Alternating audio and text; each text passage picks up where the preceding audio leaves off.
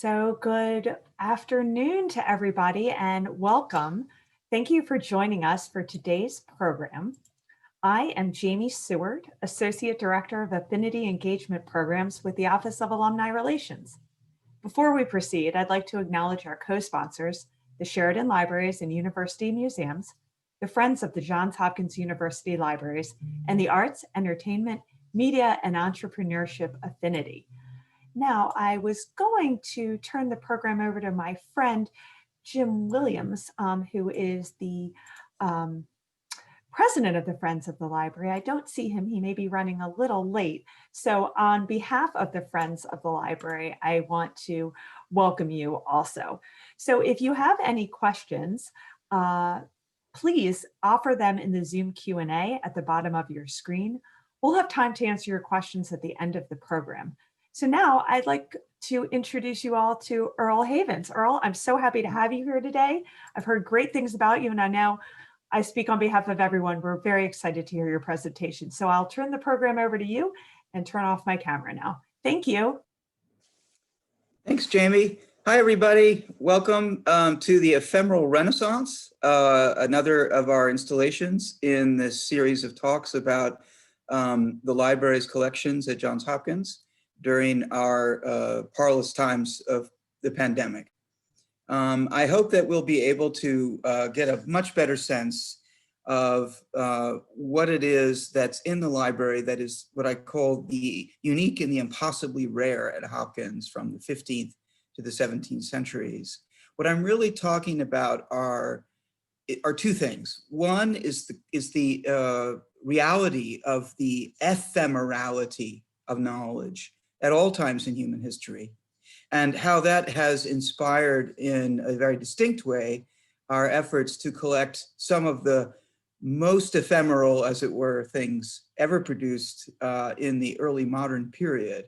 Things that help us explore the whole concept of what it means for something to be permanent versus ephemeral, as it was first understood at the period of the advent of printing in the 15th and the 16th and the 17th centuries.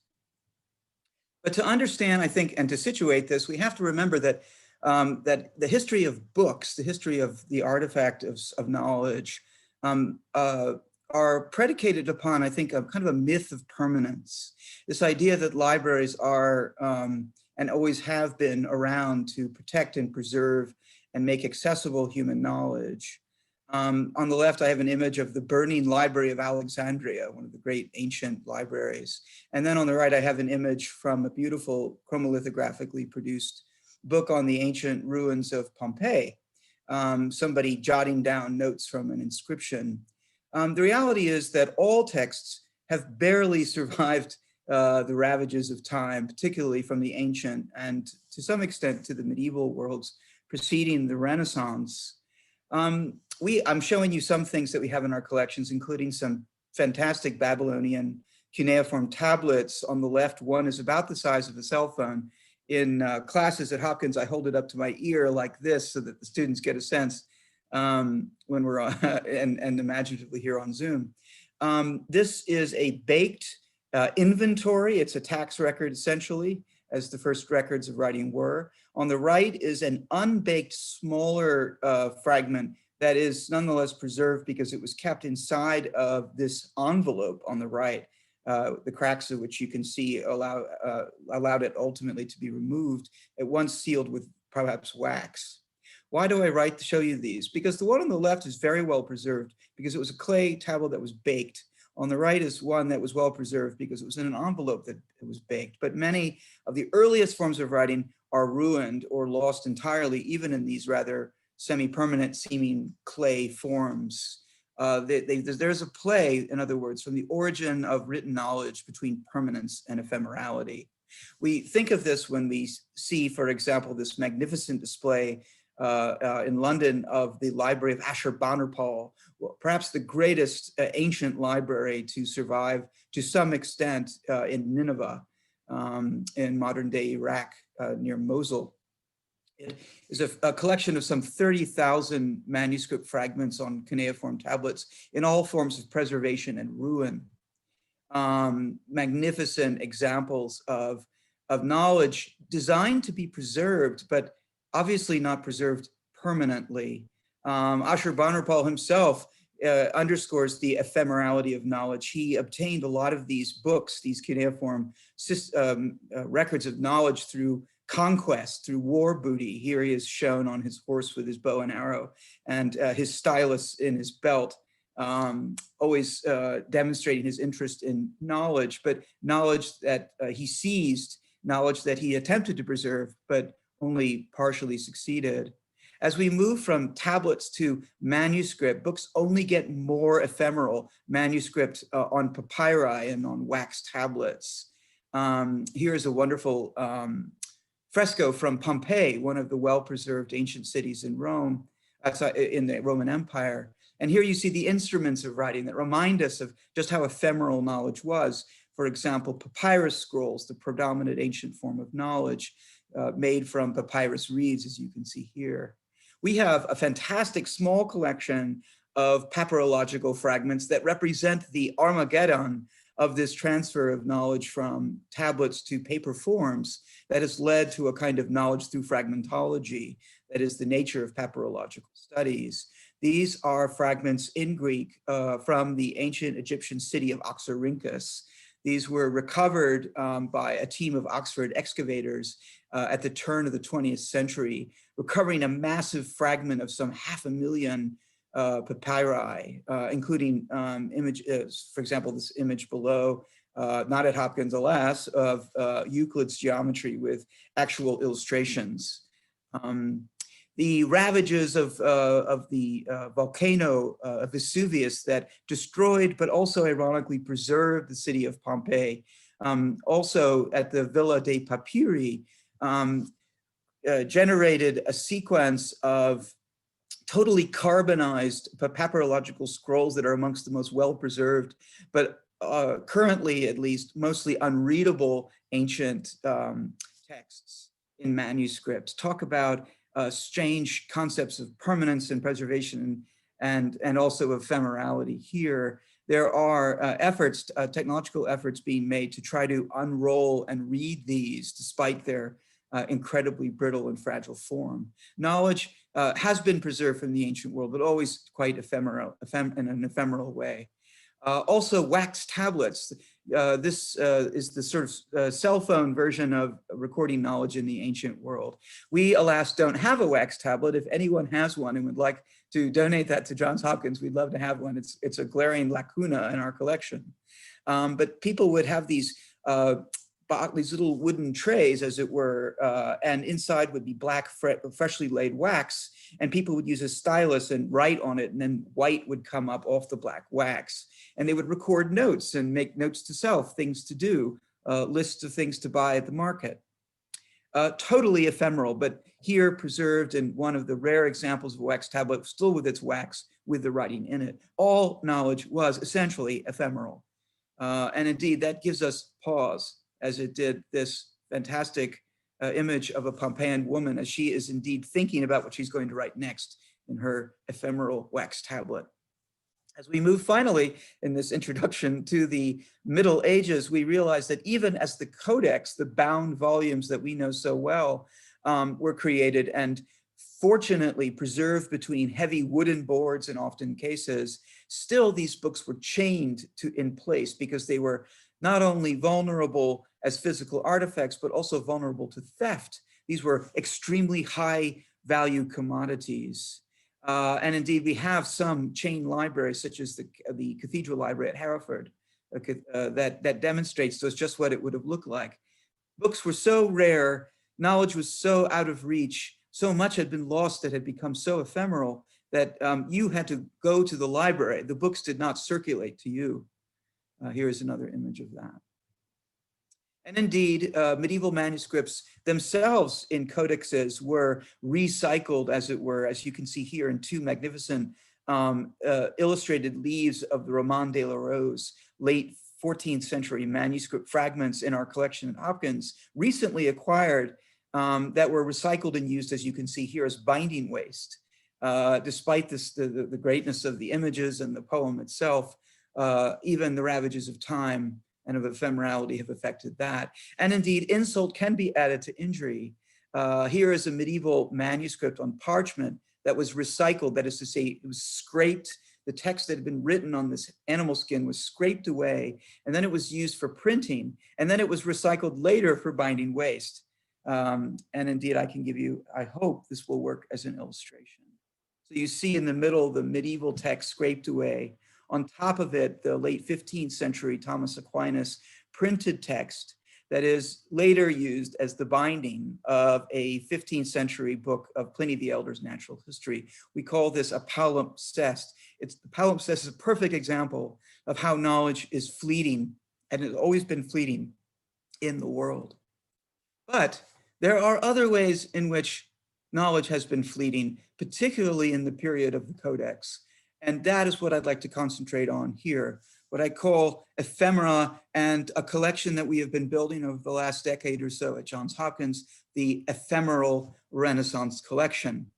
So if you wander into the city of Rome in the 15th century, 16th century, or indeed in the 21st, you might stumble upon Pasquino.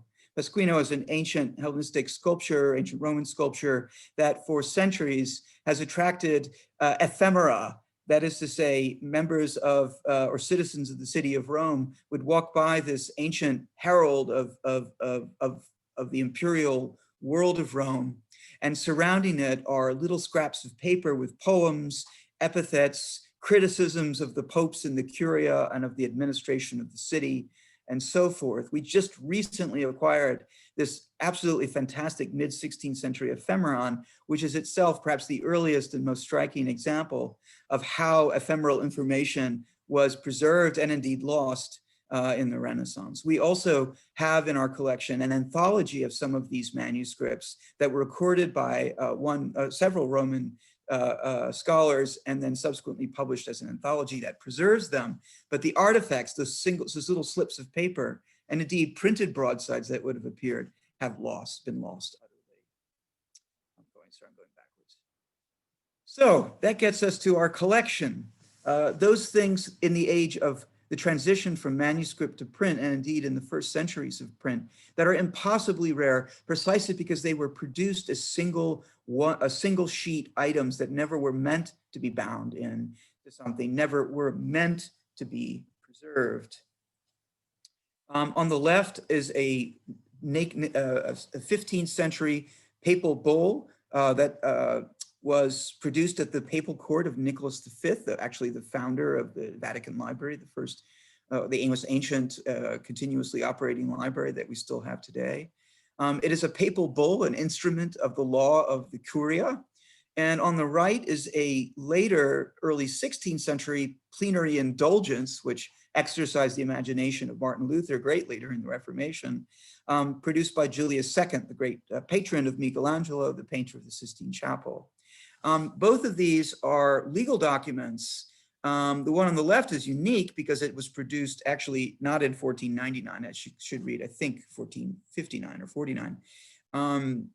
But the one on the right is a kind of mass-produced version of this, though, because these were produced as legal instruments on paper to be distributed as single sheet objects, almost no copies of them survive.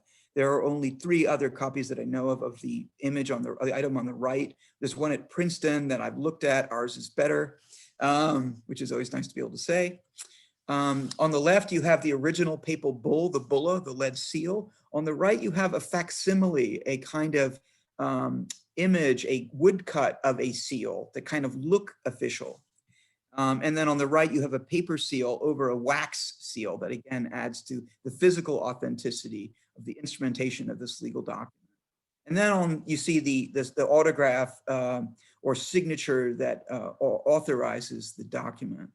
You also see where on the left, they would have listed the date and the recipient of this bull. On the right, you see blank spaces where some administrative figure would fill in the blanks to the name and the dates of the person who bought the plenary indulgence that would allow them or their relations time out of purgatory.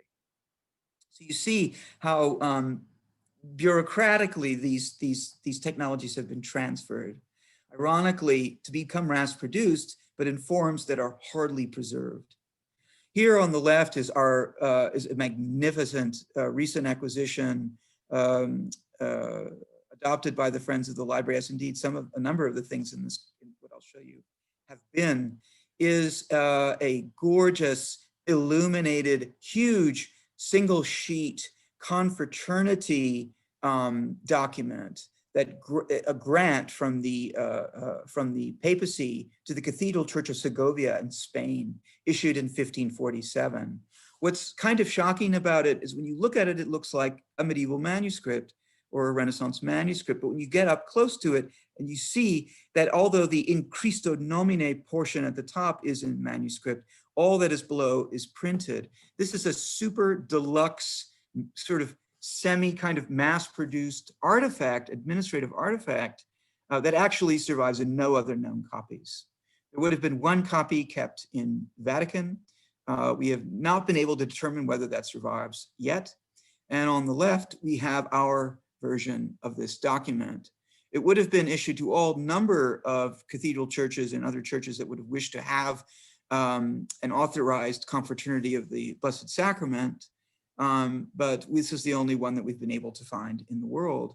But on the bottom, you'll see more of these blank spaces, but they're actually filled in manuscript and indeed signed and sealed, although those 4 dots in the center bottom represent that the Great Seal, the physical seal that would have been attached to this, is no longer there. These church documents are really endlessly fascinating. We also recently acquired another one of these confraternity charters on parchment, printed, but with woodcut illustrations, not illuminations, issued in 1587 for the Confraternity of the Rope.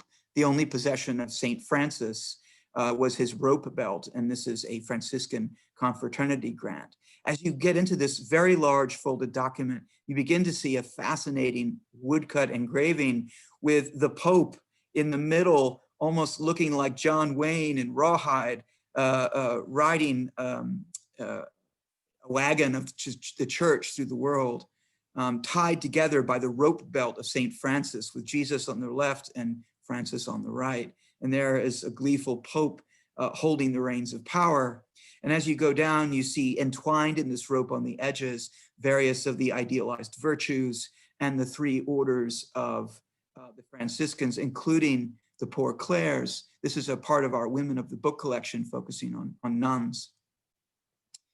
We also begin to see other kinds of ephemeral single object or single sheet items in our collection. Another of the Women of the Book items, this unique manuscript performance, a celebration of the demi-jubilee of the entry of a nun to an Ursuline convent in Lille in the 17th century, which is really interesting. We even know exactly where that convent is in the city. And as you look at it, you'll see that it possesses an emblem of sun and a device that plays off of the name of the recipient, Isabelle de Bois. And then as you go below, it also is an anagram, abile, that's a representation of busy bees, which is emblematized on the right. And then a chronogram below with these M's and V's and D's and I's are Roman numerals that spell together the date 1696 of this anniversary.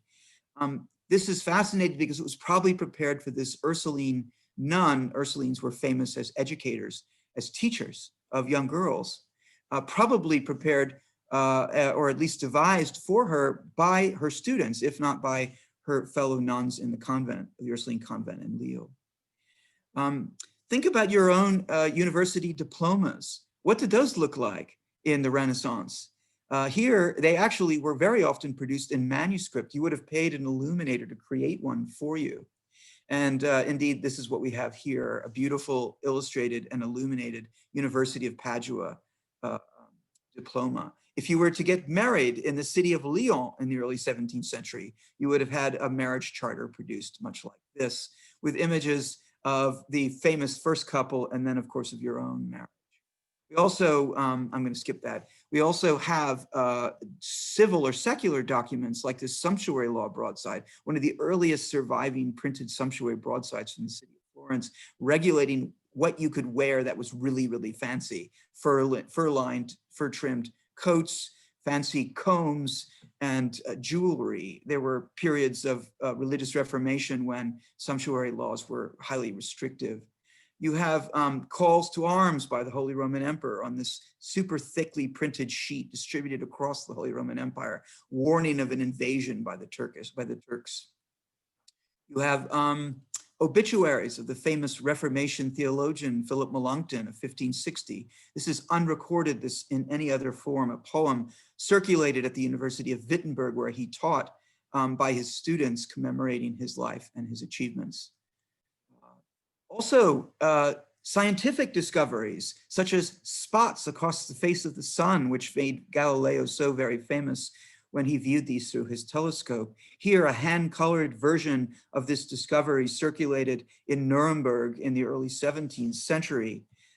Here you'll see the image of the sun at the top, and on the left, you'll see those little dimples on the face of the orange sun are actually the first image on the left. These are the spots on the sun through the oculus of the telescope, and you can see them as you move in sequence, them moving across the face of the sun day by day, week by week.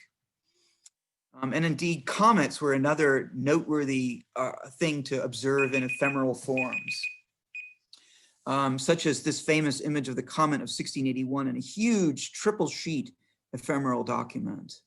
We also have broadside ballads making fun of religious controversy documents, such as this Dutch image by Carl Janssen Vischer. This is one of the most amazing artifacts in our collection, because in the woodcut, and I don't think the bookseller was aware because the price of this should have been much higher, that if you look inside this woodcut image of this large broadside ballad, in the background, you'll see somebody actually selling broadside ballads in the streets of Amsterdam. This was sort of hidden in the back of the image. And if you look at what is hanging from his colporteur's desk, his cell, his own movable booth, it is the image that is the broadside itself. There's a fascinating play here between an awareness of what these documents do in culture and then preserving the image of how they're circulated and preserved or presented culturally in the background. We have in Giuseppe Vitelli's sequence of images of the book trades, including here, and trades in general, such as this image of a doctor as a scholar. We have wonderful scenes of people selling these broadsides in the streets of Bologna. And if you look through the sequence of engravings by Vitelli in this volume that we've acquired, you'll see that they're actually in conversation with one another. On the left is a colporteur selling avvisi, news sheets in the streets of Bologna on the left.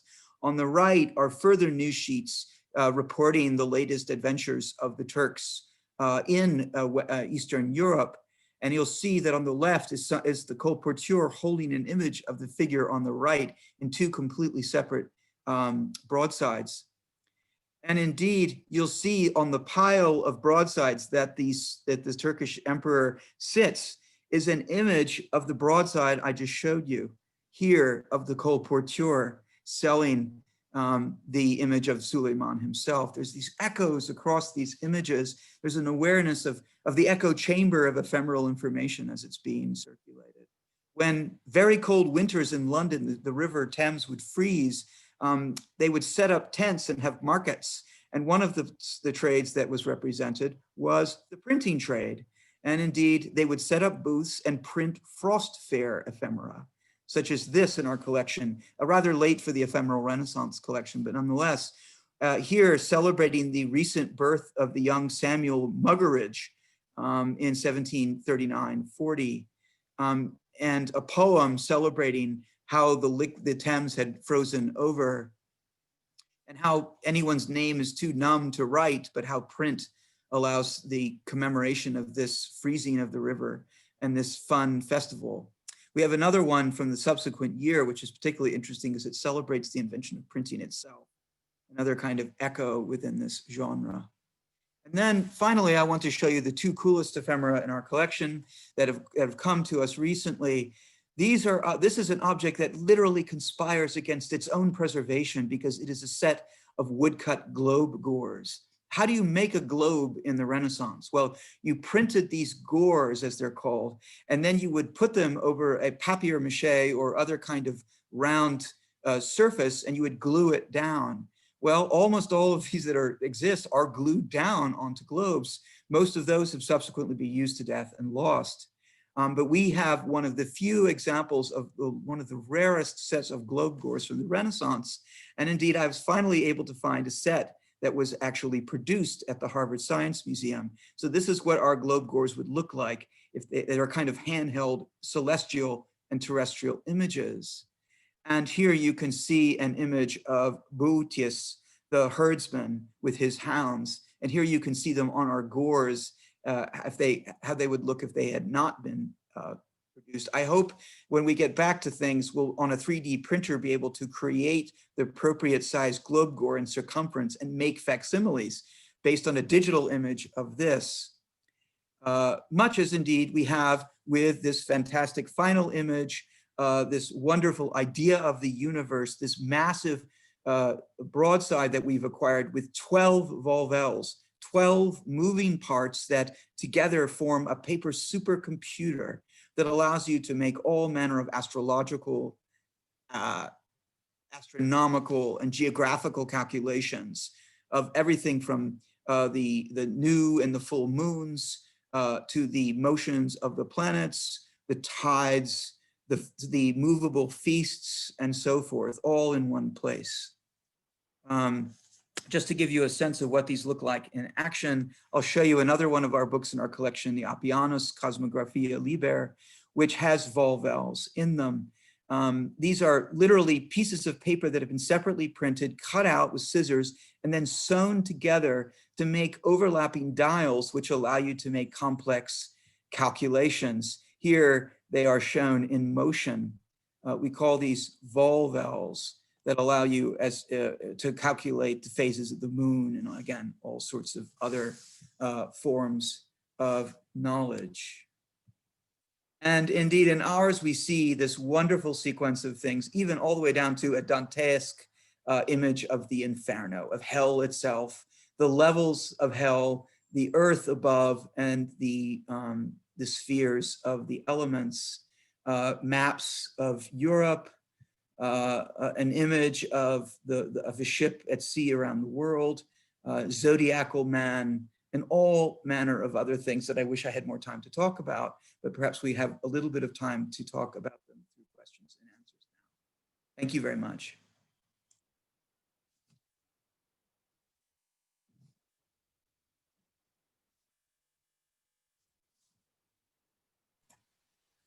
Hi, well, thank you so much. That was such a great presentation. I have a lot of questions for you. Are you ready for us? You bet. All right, thanks so much. So first, one of our attendees is curious to know about the role of medieval libraries as preservers of ancient text and knowledge, especially Bologna, Florence, and Rome. Can you address that, please? Yes, the chief one of those would be Rome, the Vatican Library, which was, of course, founded by Nicholas V in the 15th century and subsequently completed by Sixtus V in the late 16th century. And its mission was to gather together all the ancient knowledge of the world, particularly of the three biblical languages of Latin, Greek, and Hebrew. There are very few actual physical manuscripts, however, that survive from the ancient world. They largely survive to us in intervening medieval copies. The most famous, perhaps, manuscript of the ancient world at the Vatican is the Vatican Virgil, Virgil's Aeneid, the great epic poem, which is beautifully illustrated in a codex form because it was preserved on parchment. But most of what we have of the ancient text are through Carolingian intermediaries of the 9th, 10th centuries that were recorded from the ancient, ostensibly papyrological or parchment scroll fragments and then lost. So the intervention of the Middle Ages with scribal copies being made for monastic libraries, and then the subsequent copying and preservation of those in manuscript and then later in printed forms in the Vatican Library gives us the circuit of how we preserve so much of this knowledge across time, at least in the context of Christianity before the great archaeological discoveries of the 19th and the 20th centuries. That is fascinating. Can you talk to us a little bit about the Dead Sea Scrolls? Well, those were found in a cave in Israel. Perhaps the most momentous discovery, preserved in a sealed, I believe, jar and other fragments strewn across the floor of the cave. And together they form one of the most extensive, well-preserved sequences of papyrus scrolls of the biblical period. The Dead Sea Scrolls are truly extraordinary. And indeed, there's a whole museum, the Museum of the Book, as it's called, in Israel, that preserves the largest of these from the Old Testament. That's actually a kind of imaginatively in a circle around a spindle, as if you can turn the scroll itself. And there you can gaze upon the actual, one of the oldest surviving continuous fragments of the Old Testament in the universe. That, again, is a freakish kind of discovery. Most of what we have, again, are copies of copies of copies of things from antiquity. That's amazing. I can't imagine what those people thought when they found it. Eureka is what I would have said. Definitely. Now, this is a question that I would love to know, and we have Judith in Chicago, who's a retired academic librarian. Judith, thank you for doing that great work. We'd like to know about your educational background and your career path, your career journey. You're a pretty fascinating guy. So can you tell us a little bit about you? Oh boy, well, I lucked out. In college, I had a professor who took me to the Rare Book Library in my sophomore year and opened a manuscript, contemporary manuscript of Chaucer's Canterbury Tales. And my eyes popped out of my head because I, being a kid who just didn't know much, didn't even know that such things survived. We've talked about nothing but the ephemerality of knowledge, but ironically, I guess my first encounter with rare books was through the preservation of what is otherwise a completely ephemeral phenomenon of medieval preservation of Chaucer. There are only a handful, a dozen perhaps, major Chaucer codexes contemporary to the Middle Ages. So I then kept going back. I said, can I come back and look at things in the library? Was getting ready to graduate, asked my professor what I should do. She said, go to a university with a great library. And I've been doing that ever since. So I lucked out and went to Yale for my PhD in history and Renaissance studies, spent my entire 6 years there. So in Beinecke as an assistant curator, curatorial assistant to somebody there who took me under their wing. And I ended up at Hopkins with another great library. And the story continues. I recommend this path to anyone who loves books. Well, we're very lucky to have you at Hopkins, that's for sure. Thank you for that background. That's really interesting. So one of our guests asked if you wouldn't mind repeating the name and era of that warrior librarian, albeit private collector from Nineveh? Yeah, Ashurbanipal. Right. It's a mouthful. But Ashurbanipal's library at Nineveh was discovered by a man called, I think, Ledyard in the 1850s, early 1850s in excavations outside of Mosul. What a find. About 30,000 fragments, or about 6,000 or so, those are whole cuneiform tablets, including the Epic of Gilgamesh, which is a super important document for us to have. In some ways, it rivals the Library of Alexandria in the sense that it's preserved, and the Library of Alexandria was burned down, possibly accidentally, by Julius Caesar. And with it, perhaps hundreds of thousands of papyri scrolls. So ironically, we have the Pepperological record that comes after, at the time of Ashurbanipal. It's just like pieces of puzzles, but at least with those clay tablets, we have the preservation of hard objects, sort of like inscriptions on marble. If you stand in front of the Pantheon in Rome, you'll see an inscription, Marcus Agrippa Fecit, that comes from the ancient world. Carving things in hard stone epigraphically is another way to preserve them, but most knowledge isn't preserved that way. Most knowledge, as we have, for example, from the period of the Renaissance, that is ephemeral, is preserved in these single sheet, like ephemeral objects that people just tossed or slapped up on the wall in a tavern and then subsequently was lost. But most of these were in our collection that miraculously we've brought them together and preserved them. A lot of them were folded up and put into books. Other ones had been framed at some point. Other ones put in a box and forgotten about. And we've been building a collection of these unique sort of ephemeral or super rare ephemeral objects really since I've arrived, and that's inspired in part because we've already had such wonderful things in this area in our historic collections at the George Peabody Library and at the Garrett Library at Evergreen Museum and Library. Well, thank you. Now, do you try to verify the papal documents you acquire with the Vatican Library? You have to look and see where these are preserved. It's a very interesting question, actually, because books and printed artifacts and manuscript artifacts often get preserved in two different ways. One is in a kind of library way, where we catalog them as individual items. Sometimes they're archived as parts of archives, and they might be listed or subsumed within a heading of an archival finding list that doesn't enumerate the individual items in, say, the particular box or folder. And as a result, a lot of these administrative documents, we only know where they've been cataloged in the traditional library way. I've only been able to find a handful of that plenary indulgence of Julius II, including the copy at Princeton. My colleague there sent me an image of it. His is in better condition, theirs at Princeton, but ours has a wax seal still intact, which makes it a little bit better. So a little bit of rivalry between rare book libraries, but we're all in the same game. Nonetheless, very few libraries collect ephemera as a category of print production. Most institutions will collect that object because they collect things around the history of the papacy and the Renaissance, right? So we're taking a different tack about this as a tradition of knowledge production, and then trying to gather together the disparate parts of it to understand what it looks like as a whole, because that's the power of a collection. And that kind of a collection really exists almost nowhere else in academia in North America. Well, thank you. So this is a good question from Paul Finnegan. Thanks, Paul. How are temporary exhibits at the Peabody Library developed? It's a good question. How the collection of the Peabody has been developed in general, or? I imagine he's asking, how does a collection develop, like from the idea inception to execution? Well, the Peabody, it's a long story because it's been around since the Civil War, but it's a good question.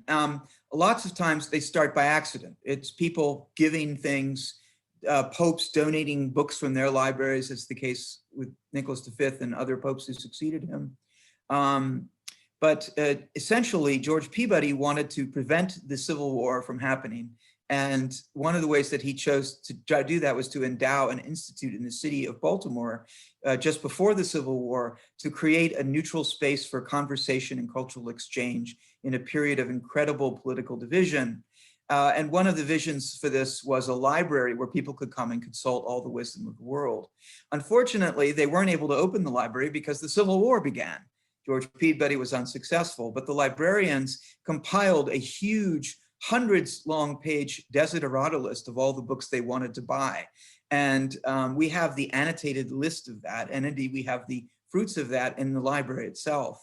And on top of those, we have all the donations and things that have been acquired afterwards. So it's an institutional record of interest, but it's also a history of donation and philanthropy and a civic-minded contribution to the great research library of the 19th century of Baltimore, that is the Peabody, and that is now part of Johns Hopkins. Yes, we're very, very lucky. And, if you are already a friend of the Sheridan Libraries, thank you for your support. And if you're not yet a friend, I'm going to put a little link in there and encourage you to contribute to the Peabody and all of our Sheridan Libraries. So I still have questions for you. So this is a good one. What makes an item more valuable than another in the same period? Well, rarity. Although that falls apart, but what is rare? Well, your grocery list is rare. It's indeed unique because it's a manuscript, right? But so plenary. So, like, say that papal bull, that manuscript papal bull that we had. That's unique. How many manuscript papal bulls are there from the middle of the 15th century? Probably tens of thousands, or at least thousands, I should say. So they're not that rare as a genre. But the printed forms of those, which are even more, that were never intended really to be preserved in an archive, well, those are super rare. And because they're only preserved as printed documents in a handful of physical forms. And as a result, they become the rarest of the rare, as it were, beyond the level of unique manuscript. And that makes them irresistible for our collection, and incredibly useful, not only for research, but also for teaching, because there's nothing like bringing these things in front of students and showing them that they are looking at things that nobody can literally look at anywhere else in the world, but at this fantastic library of theirs at Hopkins. It reminds them of the fragility of knowledge, and I think the precious power of a library to preserve knowledge for them and for all the generations to come. That is a powerful statement. I love that. What are your thoughts on the modern interpretation of the Library of Alexandria and the criticism that it's perhaps not a sustainable organization for Egypt to keep? Golly, that has a lot to do with politics. When the modern Library of Alexandria was created, it was created with the idea, under a dictatorship, to create the ultimate digital library, to kind of create a universal library of knowledge in a digital form. But that's a highly problematic and complex exercise, particularly in the absence of a democracy that promotes universal knowledge. I don't want to get in too much into those politics, nor do I understand them nearly as well as the Dean of the Libraries, Winston Tabb, who's been there. I have not. But I can say that the concept of a universal library is itself a fantasy. There is no such thing. The Library of Alexandria in Hellenistic Egypt was not a universal library. And in fact, the principal source we have to describe the size of its collection is a forgery, the letter of Aristeas, which says that it's many hundreds of thousands more scrolls than most scholars think it was. But it was very much, but the Peabody Institute, the Peabody at Hopkins, was very much modeled on the Library of Alexandria because it was a kind of Athenaeum. It also had scholars, like it was like a university. It also had lectures and places for students and scholars to get together to talk to one another before the advent of museums. So in a sense, before the advent of museums in the the advent of universities in the Middle Ages, libraries were the universities of the world. Speaking of students, I have a former student of yours here, Emily Margaret. Hi, Emily. Hey, Emily. She said it's so lovely to listen to this talk, and thanks you. Now she's wondering if and how the market for early mod manuscripts has changed in the last decade or so. Are prices and competition at auction rising or falling? Are fewer or more pieces becoming available? Well, when you mention manuscripts, of course, everything is unique, right? So, but the answer has been, in the 20-something years that I've been following the antiquarian book market, I have seen the quality of material fall generally, and the prices in inverse relation rise. So that's not a great position for any institution or private individual that wishes to acquire things. A beautiful illuminated book of hours would be very difficult to obtain, say from the 15th century, for less than $500,000 if it's very good. But 50 years ago, you might have been able to purchase something like that for $50,000. So the rarity of things as they're available in the marketplace has changed considerably. If you've visited a great private collection, for example, or even great university library collections, in the early 20th century, libraries were very widely buying whole codices, beautiful illuminated manuscripts. By the middle of the 20th century, they start more often buying individual leaves of illuminations because that's what they can kind of afford. And that's also showing how scarcity has increased. Objects, literally manuscripts, have been broken apart and sold apart in that ephemeral kind of fragmentary way. And so I would say that that's how things are going. But fortunately for us, when something is a unique printed ephemeron, to go to your point, Emily, to go from manuscript to print, booksellers have a really hard time figuring out what price to put on these because they literally are incomparable, but they're printed. They're not like a magnificent illuminated object, right? They're like papal plenary indulgences or, circular letters by the Holy Roman Emperor. So they often are not that expensive relative to other kinds of things in the world. And I'll say that sumptuary broadside, this is the final case point for that question, that sumptuary broadside from Florence, a certain Ivy League University law library was contemplating acquiring it. But unfortunately, when the curator appealed for shared funds to purchase it, his colleagues told him that they thought it was too much money for a single sheet of paper. And so they didn't buy one of the earliest legal documents of this fascinating cultural phenomenon of what you could and couldn't wear in the Renaissance city of Florence. So to me, it's crazy. And I talked to the bookseller about this, and I said, we want to buy that piece of paper for this relatively high price because it's a single sheet of paper that was never preserved anywhere else. And so we have it, and a certain Ivy League law school does not. Ownership is 9/10 of the law. I love it. That's great. Well, I'm glad we have it. So this is a great question. As we know, we're all in these challenging times. How are you bringing these rare items before students during this COVID time? Well, much as we are right now. One of the blessings of acquiring material and working in a rare book library in the last 15 years, 20 years or so, has been that we have digitization. And whenever something comes up in the market, the antiquarian market, one of the things I always do is ask booksellers to send me digital images. I'm so grateful that I did that, starting 15 or so years ago, because I have them to share with students and with faculty and with researchers online. And we also have a crackerjack digitization team lab at campus. My comrade in arms, Cameron Hanley, who, for example, digitally photographed that Coronelli broadside with all the volvels I showed you at the end. And not only did he digitize it, but you see there are all the layers of volvels obscure what's behind it.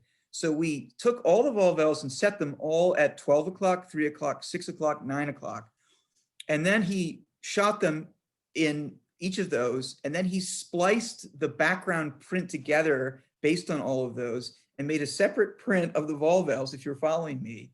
And then Professor Maria Portuondo in her Renaissance Scientific Revolution course, we made facsimile kits of it with string and needles, and we printed them out and we mailed them out to the students a few weeks ago. So the students are now assembling their paper supercomputers and they're writing their final papers with this sort of hands-on experience from this recent acquisition of the Ephemeral Renaissance collection. What a perfect way to kind of reach out in these difficult times. So we do what we can in anticipation of all coming back together again in Baltimore very soon. It sounds like you're doing a great job. And I just want to add, our next program in this series is about the digitization of these items. So I hope you'll all join us for that next session. I will give you information about that in my follow-up email to everyone attending today. So are you collecting contemporary ephemera for the future? There's fortunately a division of labor at the library. No one person can know or even begin to know enough to be a curator of all human history. The archives at the university are very active in collecting born digital, as we call it, material, particularly about the university's own history. My colleague, Gabrielle Dean, who's the curator of 19th to 20th century, she's omni-capable, brilliant curator of modern things, is also very interested in ephemera, because just because something was mass produced in the industrial age in the 19th century as an ephemeron doesn't mean it was any more well preserved than a 16th century ephemeron.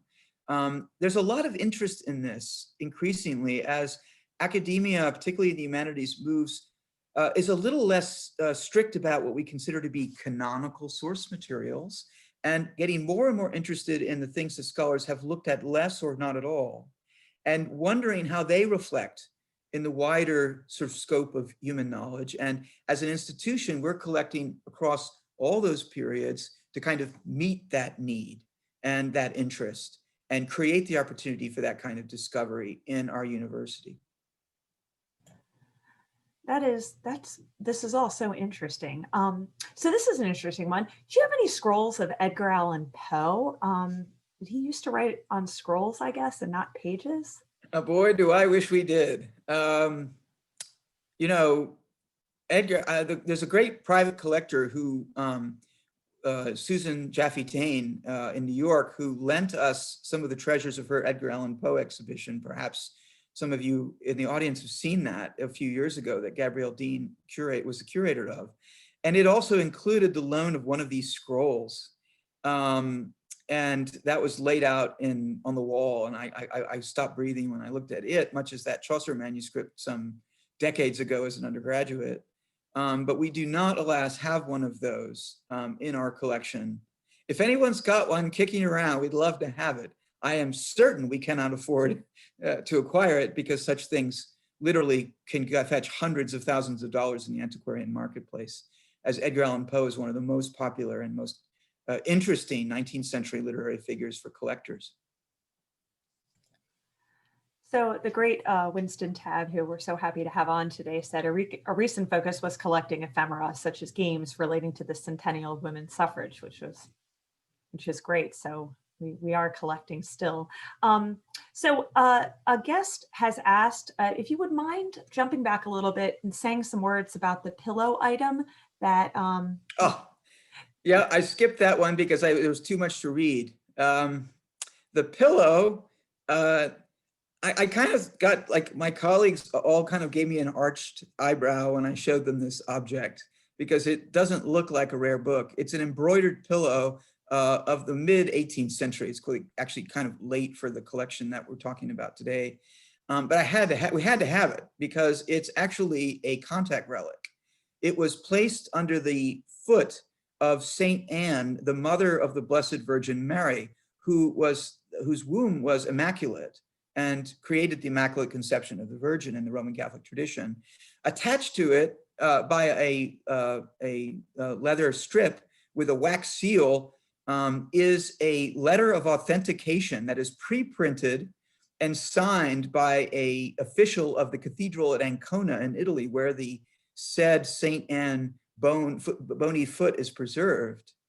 And so to me, that was another wonderful example of ephemerality, right? That for a week, that foot sat upon that beautifully embroidered pillow, probably made by nuns, actually, and sold as a relic to a pilgrim for probably a handsome sum, with some plenary indulgent powers for its possessor to carry home with them as a memento of their travels to that pilgrimage site.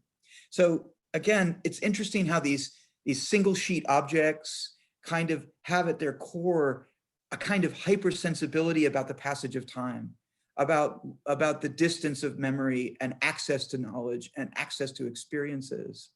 And so in a way, in our super ephemeral Zoomathon universe, ephemeral things have taken on a new meaning, and that's kind of exciting too. So what is the oldest known pop-up book or other dynamic pepperological object, if you know? Well, I don't know of any papyri with moving parts, but I don't have universal knowledge of all papyri. I can say that the earliest movable parts are probably preserved in medieval manuscripts, and probably in astronomical sorts of compositions, and also perhaps in musical and musicological as well, where mathematical principles and calculation are integral to that form of knowledge. There are people who collect pop-up books. There's a friend of mine who I've met in New York several times, who is called the Pop-Up Lady, as that's her what she calls herself. And you can go look up her website, and she collects pop-ups all across human history and has a fantastic website listing some of these things. When I told her about the Coronelli paper supercomputer with 12 Volvels, she got a little jealous, though, I'll say that. But I've since shared with her a beautiful example of the image, and we'll send her one of the facsimile kits for her collection. She can come to Hopkins anytime to see the original. That's very generous of you. I will definitely look up the pop-up lady. So I have one last question for you. Do you have any kind of sense of what role digital humanities research projects and tools such as Johns Hopkins' own Archaeology of Reading have played for rare book scholars during the pandemic, given that, we can't physically access archives? Like, are researchers on a bit of a pause at the moment? Yeah, I think when the pandemic began, there was, oh gosh, let's just get through this the spring semester. And then it went on to, golly, how are we going to do the fall semester? And in that period of the summer, there was a really sudden realization that graduate students who have a very short window of time to produce a massive scholarly result, a dissertation, suddenly didn't have access to much. So we began, I began putting together information about curators. I contacted all my colleagues that I could around North America and in Europe who work on the early modern period in particular, because I work with early modern graduate students and faculty in classics, medieval, early modern, and sent out a contact list to all of those curators who said they would be very happy to speak with anyone who had questions, to perhaps send digital images if they have access to their collections and so forth. We've done several webinars. My Archaeology of Reading team, you can look up our website online, a digital project that we've done over the last 6 years or so. We did a webinar to hundreds of people through the Bibliographical Society of America shortly after the pandemic began. And the Renaissance Society of America convened a panel of myself and several other scholars from other libraries to talk about how to deal with this situation and find material. And it is because so that's one way we've reached out to answer part of the question. And the other is, this is clearly the time where not just access to digital surrogates of books that you might be looking for, but value-added research tools that allow you to dig into them, such as the unique manuscript annotations in Renaissance books that we've addressed with the Archaeology of Reading, have become all the more important, especially when you consider that the collection that we digitized for the Archaeology of Reading is itself scattered all over the world. Libraries have this way of bringing things together. And in so doing, we are, as we are now, bringing people together around knowledge. And I think that at the end of the day is what makes what we do so interesting, but also perhaps so important. I think that is a lovely last comment to end our program today. I can't thank you enough for your time and your talent and your amazing presentation. It's been a real honor to have you and a pleasure. We'd also like to thank everyone in our audience today for joining us. A follow-up email will be shared with you following this webinar that will include a recording of the program, along with a list of resources and our event schedule. We really hope you'll enjoy us at another webinar in the future, and we wish you a happy, healthy, safe holiday season. Again, Earl, thank you so much for your time. We appreciate it. Thank you.